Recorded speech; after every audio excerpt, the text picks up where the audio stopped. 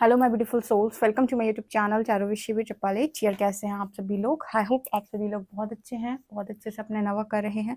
Channel पर आए request करूंगी सब्सक्राइब करें इस चैनल को। वीडियो पसंद आता है तो लाइक दिस वीडियो। शुरू करेंगे गाइस, आपकी रीडिंग देखते हैं आपके पर्सन की करंट एनर्जी। प्लीज गाइड कर यूनिवर्स, मेरे जो व्यूअर्स उनके पर्सन की करंट एनर्जी क्या है। प्लीज गाइड कर यूनिवर्स, मेरे जो व्यूअर्स उनके पर्सन की करंट एनर्जी क्या है। Stand your ground.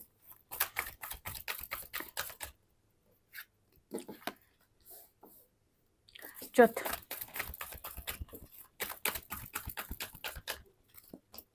डेस्टिनी। यहाँ पर एनर्जी है पैशन इग्नाइटेड।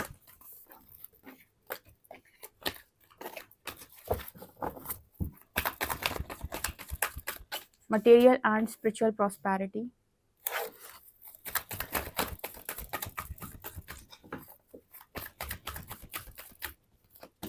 यहाँ पर है intuition, new beginning, wisdom, solar plexus and यहाँ पर है emotional loss, harmony. So guys, आपके पर्सन की एनर्जी में क्या नज़र आ रहा है, ठीक है, क्या दिखाई दे रहा है। तो सबसे पहले जो मुझे यहाँ पर दिखाई दे रहा है उसमें आप में से जितने लोगों के पार्टनर जो हैं वो आपका स्टैंड नहीं ले रहे थे, ठीक है। आपका स्टैंड तो बाद में लेंगे, पहले खुद का स्टैंड लेंगे।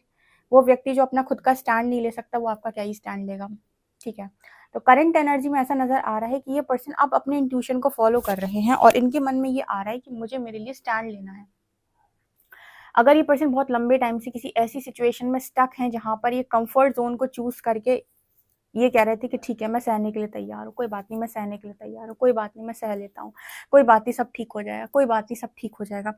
एंड वो सिचुएशन में इस पर्सन को लगातार यूनिवर्स का ट्रिगर आ रहा था कि स्टैंड लो स्टैंड लो स्टैंड लो स्टैंड लो। और ये पर्सन बार बार ना बचने का प्रयास कर रहे थे। जैसे मैंने कहा कि अपने लिए स्टैंड लेना इतना आसान नहीं है। कई बार मैंने बताया है आप लोगों को रीडिंग में कि व्यक्ति जो है अपने घर परिवार में ऐसे जीवन को जीता रहता है लेकिन अपने लिए आवाज़ नहीं उठा पाता है। डर लगता है उसे कि अगर मैंने आवाज़ उठाई तो सब लोग मुझे घर से बाहर निकाल देंगे, फिर मैं अकेला हो जाऊंगा, कहाँ जाऊंगा, कहाँ खाना खाऊंगा, कैसे जीऊंगा। ये छोड़ो, इनफैक्ट वो लोग जो फाइनेंशियली इंडिपेंडेंट हैं, सब कुछ कर सकते हैं, वो लोग भी बहुत लंबे समय तक प्रताड़ना झेलते रहते हैं लेकिन स्टैंड नहीं ले पाते।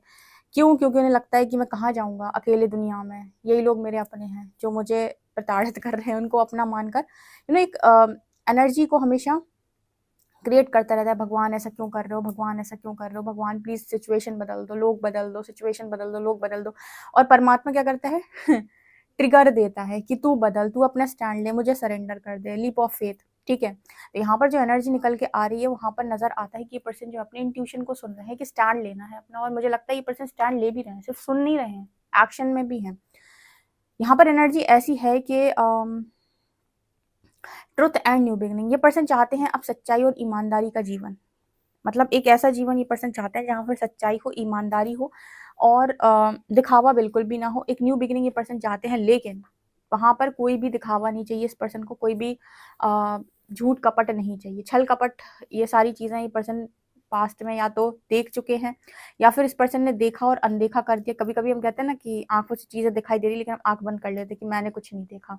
तो आपको पता होता है कि आसपास बहुत कपटी लोग भरे पड़े हैं और लोग झूठ बोल रहे हैं, बेईमानी कर रहे हैं, लेकिन आप चूज नहीं करते हो, आप चूज नहीं करते हो उन लोगों के साथ यू नो उन लोगों के अगेंस्ट में कुछ बोलना। आपको लगता है कि ठीक है जो हो रहा है देख, जो हो रहा है होने दो, आप आंख बंद कर लेते हो, देखकर अनदेखा बन जाते हो, ठीक है, देखा ही नहीं आपने कुछ तो अनदेखा कर देते हो। तो यहाँ पर ऐसा नजर आ रहा है कि पर्सन एक न्यू बिगनिंग चाहते हैं जहां पर पूरी की पूरी लाइफ इंट्यूशन के आधार पे होगी और सच्चाई और ईमानदारी का जीवन। इसका अर्थ क्या है सच्चाई और ईमानदारी का जीवन? उसका अर्थ क्या है कि मुझे कोई काम बेईमानी से करना नहीं है और ना ही मुझे किसी से कोई झूठ बोलना है। जो भी है मैं जैसा हूँ, थोड़ा हूँ, ज्यादा हूँ, 2 रोटी है खाने के लिए या पूरे 56 भोग है, कोई फर्क नहीं पड़ता, लेकिन मेरी आत्मा ना मुझे मतलब गलानी ना दे। कहते हैं कि इस दुनिया में सबसे ज्यादा भारी क्या, सबसे ज्यादा भार किसका है? आत्मगलानी का सबसे ज्यादा भार है। एक ऐसा भार है जिसे व्यक्ति उठा नहीं पाता। लोगों को लगता है कि हर चीज़ का भार उठा सकता है, लेकिन आत्मग्लानि, जब उसे गिल्ट होता है ना बहुत गंदा वाला कि मैंने कुछ गलत कर दिया, इसका बोझ वो नहीं ले पाता है। ठीक है, तो यहाँ पर ये एनर्जी इस पर्सन की है। अब यहाँ पर आया ना डेस्टिनी का कार्ड। अब डेस्टिनी कार्ड यहाँ पर ये कहता है कि तुम चाहे कुछ कर लो, नियति तुम्हें घुमा फिरा के वहीं लाएगी। जो होना लिखा होता है उसे कोई टाल नहीं सकता। मतलब जो होना होता है ना वो होकर ही रहता है, वो दम लेता है होकर ही, चाहे वो कैसे भी हो। आप सोचो, आप फेर बदल कर लो, आप घुमा लो, आप कुछ बदल लो, ठीक है। मतलब कोई चीज अगर होना लिखी है तो वो होगी। ठीक है, अब बड़े बड़े इवेंट्स जो होते हैं वो लिखे होते हैं। ठीक है, कुछ चीज़ों पर हमारा अधिकार है, कुछ जैसी चीज़ें प्रारब्ध से आ रही हैं उनको बदलना इतना मुश्किल, मतलब इतना आसान नहीं है। बाकी चीज़ें बदली जा सकती हैं, कुछ अपने आप को बदला जा सकता है, लेकिन यहाँ पर डेस्टिनी ये कह रही थी कि इस पर्सन को सीखना ही था। ठीक है, वैसे प्रकृति ने इस पर्सन को पहले यही चांस दिया था कि तुम बिना सीखे भी चीज़ों को ले सकते हो, लेकिन शायद इस पर्सन की लर्निंग इतनी ज़्यादा थी कि कहा गया कि ठीक है कोई बात नहीं, नियति कह रही है कि तुम्हें हम यही चीज़ देंगे लेकिन थोड़ा सिखा के देंगे। ठीक है, तो पहले तुम्हें ऑप्शन मिले होंगे, पहले तुम्हें सारी तुम्हें आज़ादी मिली होगी चूज़ करने की, सब कुछ मिला होगा, लेकिन जब तुमने सही तरीके से चॉइस नहीं बनाई या फिर तुम नहीं सीखे थे, तो प्रकृति तुम्हें वहीं घुमा के दोबारा लाएगी। नियति तुम्हें दोबारा घुमाकर वहीं लाएगी, लेकिन अब लर्निंग के बाद लाएगी। विजडम का कार्ड है, कहने का अर्थ है कि लौट के बुद्धू घर को आए, और ये एनर्जी है ये। मतलब वापस इस पर्सन को विजडम विजडम ले लाके ये पर्सन वापस वहीं आ गए जहां पर नियति ने इस पर्सन को सोच के रखा है। तो कहने का अर्थ है कि कुछ चीज़ें ना हमारी किस्मत में होती हैं और लोग कहते हैं कि हमारे हक का छीन लिया, हमारे हक में था, नसीब खराब है। ठीक है, ऐसा वैसा नहीं, नहीं, आपको लर्निंग की ज़रूरत थी, नसीब तो बढ़िया था। अगर आप संभालते तो उसी समय बढ़िया चीज़ें हो जाती, लेकिन आप संभाल नहीं पाए, आपने चूज़ नहीं किया खुद के लिए कुछ भी, आपने स्टैंड नहीं लिया खुद का, आपने खुद सेक्रीफाइस किया खुद को कि मेरे मेरे ये मेरे वो मेरा करियर। यहाँ पर एनर्जी मटेरियल और स्पिरिचुअल प्रॉस्पेरिटी की भी है। अब क्या है, यहाँ पर बहुत सारे लोग मटेरियलिस्टिक थे। ठीक है, तो हर चीज़ ऐसे ही देखना कि मतलब लॉजिकली हर चीज़ देखना, लॉजिकली हर चीज़ सोचना। ठीक है, अपना दिमाग मटेरियल लेवल पर ही रखना कि पूरा कैसे कैसे कैसे कैसे सब कुछ बना लूँ मैं। तो यहाँ पर एनर्जी है कि मटेरियल और स्पिरिचुअल लाइफ बैलेंस में चलेगी। स्पेशली जिनके रिलेशनशिप को राहु केतु इन्फ्लुएंस करते हैं बहुत अधिक, जिनको लग रहा है कि हमारे कनेक्शन में राहु केतु का प्रभाव आता है बहुत अधिक, उनके लिए मस्ट है कि आप मटेरियल और स्पिरिचुअल लाइफ में बैलेंस करें। क्या होगा, राहु करेगा इल्यूजन क्रिएट, तो आप दोनों के बीच में गलतफहमियां आएंगी, भ्रम की स्थिति बनेगी, जेलसी, कंपटीशन, ईगो जैसी चीजें आएंगी।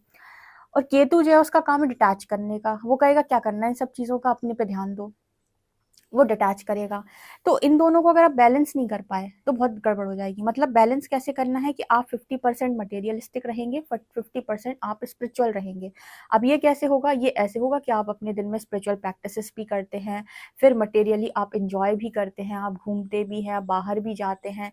ठीक है, आप ऐसा भी नहीं है कि पूरे वैरागी हैं और ऐसा भी नहीं है कि पूरे सांसारिक हैं, आप बैलेंस हैं, ना आप वैरागी हैं और ना ही आप पूरी तरीके से सांसारिक है। आप ऐसा समझो कि आप दुनिया में रह रहे हो तो आप सांसारिक हो, लेकिन अंदर से आप बहुत सारी चीज़ों से डिटैच हो।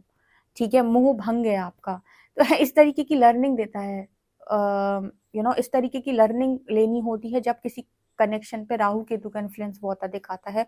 तो अगर आपको चलाना है रिश्ता तो बिना लर्निंग के नहीं चलेगा, क्योंकि एक तरफ कोई पार्टनर मटलिस्टिक हो जाएगा बहुत ज़्यादा तो बस उसके दिमाग में वही चलेगा कि पूरा भोगी प्रवृत्ति का इंसान हो जाएगा, और एक व्यक्ति ज़्यादा ही आध्यात्मिक हो गया तो वो पूरा 5D में चला जाएगा, वो योगी प्रवृत्ति का हो जाएगा पूरी तरीके से। तो कहने का अर्थ है कि बैलेंस करना पड़ेगा, ना तो भोग ज़्यादा ना योग ज़्यादा, बैलेंस कर लो। ठीक है, बैलेंस कर सकते हो अगर परमात्मा ने आपको दिया है तो 5D में तो ऐसे लोग रह सकते हैं। सतयुग में ऐसे ही कपल थे, शादी भी करते थे, परिवार भी था, चीज़ें भी थी, लेकिन ईश्वर में भी मन था उनका। तो यहाँ पर आपको चाह रहे हैं यूनिवर्स की बैलेंस करो। अब यहाँ पर इमोशनल लॉस की एनर्जी है, तो ये पर्सन जो है कहीं ना कहीं इस पर्सन ने बहुत अपने आप को मतलब हर तरीके से इस पर्सन ने मतलब टेस्ट करके देख लिया, बहुत इस पर्सन को पीड़ा हुई है एक्चुअली में, तब जाकर इस पर्सन ने अपने लिए स्टैंड लिया है। मतलब इस पर्सन ने कंफर्ट जोन को चूज करने के जितने रास्ते थे सारे रास्तों पर ट्राई कर लिया है। बहुत इस पर्सन ने चूज किया कि बच जाऊं, लेकिन अंत में इस पर्सन को अपना स्टैंड लेना पड़ा। अंत में इस पर्सन को इंट्यूशन की सुननी पड़ी। अंत में इस पर्सन को ये करना पड़ा कि मैं सत्य के साथ ही खड़ा हूँ। अंत में इस पर्सन को सरेंडर करना ही पड़ा। ठीक है, अब सरेंडर कर दो एक बार, यूनिवर्स फिर जो जिंदगी आपको कहेगा ना जीने के लिए, उसमें मजा आ जाएगा। उसमें इतनी पीस, इतना शांति, इतना उसमें इतना आनंद होगा। हाँ, बस उसमें ये नहीं होगा ईगो की एनर्जी नहीं होगी। ना आपको किसी को नीचा दिखाने का मौका मिलता है, ना ही आपको लोगों के नीचा दिखाने से कोई फर्क पड़ता है। आप जीते हो अपनी जिंदगी मस्त मौला। ठीक है, तो ये एनर्जी यहाँ पर निकल, क्योंकि ज्ञान दे देता है यूनिवर्स। तो कहता है कि अगर कोई आपको नीचा दिखाए, इग्नोर। ठीक है, और आप किसी को नीचा मत दिखाओ। जो जो बोएगा वही वो काटेगा। तो कुछ भी ऐसा मत वो जो काटने में दिक्कत आए। यहाँ पर एनर्जी हार्मनी की है। सो मुझे यहाँ ओ माय गॉड, ये पर्सन कम्युनिकेट करेंगे आपसे। ओ माय गॉड, अथॉरिटी ले रहा है आपका पार्टनर। वाह, तैयार है वो अथॉरिटी लेने के लिए। उसकी एनर्जी है कि भाई मुझे तो अपने लिए अथॉरिटी, मतलब इस कनेक्शन के लिए पहले स्टैंड नहीं ले रहा था, तो लेगा, वो स्टैंड लेगा। ठीक है, और बातचीत करेंगे पर्सन, क्योंकि ये पर्सन कन्फेस कर रहे हैं कनेक्शन हारमोनियस कनेक्शन है। तो यहाँ पर क्या ये पर्सन आपके लिए स्टैंड ले रहा है? नहीं, ये पर्सन अपनी फीलिंग्स के लिए स्टैंड ले रहा है। अगेन, मैंने पहले भी कहा था कि इस पर्सन ने पहले भी आपको चीट नहीं किया था। इस पर्सन ने अपने आप को ही चीट किया था, क्योंकि ये पर्सन के मन में फीलिंग्स थी, पर इसने अपने आप को चूज नहीं किया। अब भी ये पर्सन आपके लिए स्टैंड नहीं ले रहा है, खुद के लिए स्टैंड ले रहे हैं कि भाई मैं चाहता हूँ, मैं चाहती हूँ सामने वाले को, तो मैं उसके लिए स्टैंड लूंगा या लूंगी। तो अब भी ये पर्सन स्टैंड ले रहे हैं, तो खुद के लिए। इसका मतलब ये कि कोई किसी को चीट नहीं करता, हर व्यक्ति अपने आप को चीट करता है, सीधी बात। जब आपने इस पर्सन जब ये पर्सन आपको नहीं चूज कर पाए थे, तब इस पर्सन का लॉस था। आपका क्या लॉस था? आपने क्या खोया था? कुछ नहीं। आपको तो आपके कर्मों का कोई और मिल जाता या कुछ और मिल जाता। ठीक है, इस पर्सन की लगी थी ना क्लास, तो लगी है डेफिनेटली। और फिर ये डेस्टिनी में था कनेक्शन, तो वही कनेक्शन जो पहले ईगो में दिया था परमात्मा ने, अब पूरे ज्ञान के प्रकाश के साथ, हार्मनी के साथ वापस लौटा रहे हैं। तो जो गया था वो ठीक ठाक था, जो लौट कर आ रहा है वो बेहतरीन है।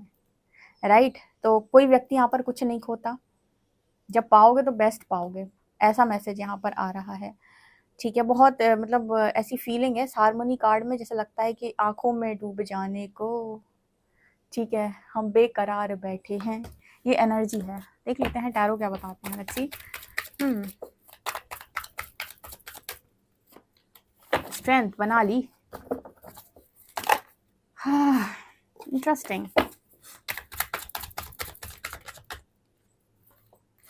Eight of shorts, six of wands, six of cups, four of shorts, seven of cups. हम तुम्हारे हैं, तुम्हारे सनम, जाने मन मोहब्बत की कसम की कसम। कहाँ जाओगे, यहीं वापस आओगे। S of cups and queen of cups. भाई बहुत सारे तांडव के बाद, बहुत सारे कलेश के बाद, बहुत सारा ईगो करने के बाद, बहुत सारा तू मैं करने के बाद, बहुत सारी फाइटिंग के बाद, बहुत सारे स्ट्रगल के बाद, बहुत सारे संघर्ष के बाद, अपनी चलाने के बाद वापस वहीं पे आ गए जहाँ पर लिखा था जाना। इसको कहते हैं डेस्टिनी। परमात्मा आपको ये सिखा रहा है इस जगह पर रहकर कि तुम करता ना कभी थे, ना हो, और ना कभी हो सकते हो। ठीक है, करता हमेशा से ईश्वर था। ठीक है, वो है और वही रहेगा। तुम तो खाली दृष्टा हो, तुम सिर्फ देखते हो। ये जो चलाई ना तुमने अपनी, उस समय तुम्हें सही बुद्धि नहीं आई, फिर तुमने अपनी चलाई, फिर तुम्हारे द्वारा सारी चीजें लर्न की गई। ऐसी सोल ग्रोथ होती है। अब इसको दृष्टा बोलो या जो मर्जी आप बोलो, लेकिन अंत में तुम यही समझ में आए कि तुम करता कभी नहीं थे, तुम्हें नियति वहीं ले आई जहाँ से तुम चले थे। तो यहाँ पर एनर्जी नजर आ रही है कि पर्सन लास्ट मतलब पास्ट में बहुत कंफ्यूजन में चले गए थे, क्योंकि जैसे मैंने कहा कि एनर्जी इम्बैलेंस थी, बहुत ही ज़्यादा मटेरियलिस्टिक थे ये पर्सन। ठीक है, फिर इस पर्सन ने अपने आप को एक जगह पर फंसाया, जहाँ पर इस पर्सन ने अपनी कार्मिक एनर्जी को बहुत हद तक रिलीज किया। बहुत लंबे समय तक पर ये पर्सन स्टक सिचुएशन में रहे। फिर इनके अंदर शक्ति जागृत हुई, उस शक्ति ने इस पर्सन को गाइड किया, जिसे हम बोलते हैं इंट्यूशन। और फाइनली ये पर्सन अब चूज कर रहे हैं कि मुझे क्या चाहिए, मेरा सही कौन है, मेरे लिए सही क्या है। ठीक है, सिक्स ऑफ वॉन्ड्स। यही सिखाना है परमात्मा को स्पिरिचुअल अवेकनिंग में हर व्यक्ति को। जिसकी अवेकनिंग चल रही है ना, उसको यही सीखना है, इंट्यूशन सुनकर डिसीजन लेना। हम किसी के अगेंस्ट में, ना हम पेरेंट्स के अगेंस्ट में, ना सोसाइटी के अगेंस्ट में, ना किसी पार्टनर के अगेंस्ट में है, ना किसी कार्मिक के अगेंस्ट में, ना ट्विन फ्लेम, ना सोलमेट, कोई के अगेंस्ट में नहीं है। अगेंस्ट में किसी के नहीं है। सिर्फ और सिर्फ इतना सीखना है हर प्राणी को स्पिरिचुअल अवेकनिंग में कि खुद के इंट्यूशन सुनकर डिसीजन लिया कैसे जाता है। अब वो इंट्यूशन जो भी आ रहा है, सोल कॉलिंग, और उस पर आप एक्शन लेते हैं तो ज़िंदगी में आप खुश रहेंगे। उसके अगेंस्ट आप काम करते हैं तो आपको लर्निंग मिलेगी, और लर्निंग करने के बाद आप वापस वहीं पहुंचेंगे। इतना सा सार है पूरी कहानी का। ओके सो गाइस, ये आप लोगों के लिए रीडिंग है। आई होप आपको रीडिंग इंटरेस्टिंग लगी हो। लगे तो कमेंट सेक्शन में जरूर बताइएगा। पर्सनल रीडिंग के लिए आप मुझे व्हाट्सएप कर सकते हैं। मुझे पसंद आए तो like this video, subscribe my channel. Thank you guys, bye.